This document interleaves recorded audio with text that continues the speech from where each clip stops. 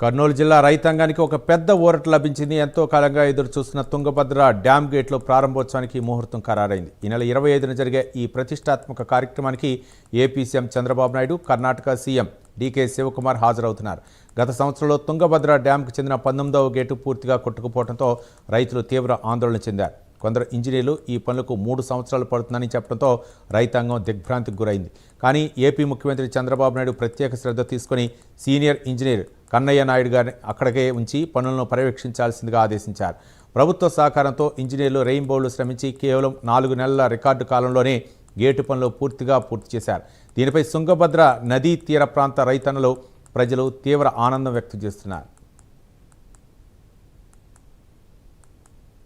తుంగభద్ర ఎన్నో సంవత్సరాల నుంచి కళలు, ఆ కళను మనకు చంద్రబాబు నాయుడు గారు, మన కూటమి ప్రభుత్వం మనకు ఎంతో 19 గేట్ కొట్టుకుపోయినప్పుడు చాలా మనకు రైతులకి చాలా ఇబ్బంది అయింది.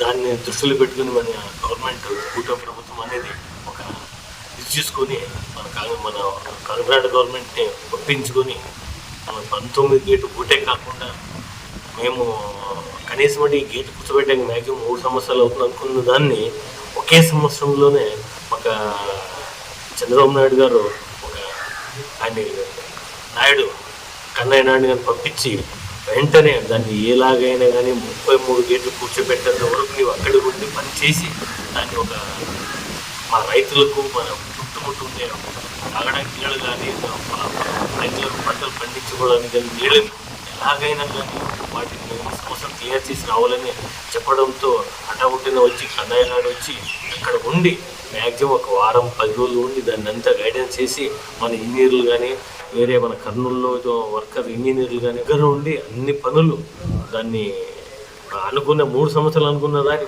ఓన్లీ ఒక 4 నెలల్లోనే మొత్తం క్లియర్ చేసినందుకు మనకు ఎంతో సంతోషకరమైన విషయం. మన రైతులందరూ చాలా సంతోషిస్తున్నారు. దానివల్ల మన రైతు రాజ్యాంగం అన్ని కొన్ని కోట్లలో మాకు ఈ సంవత్సరం మంచి పంటలు వస్తాయని చాలా ఆశిస్తున్నారు.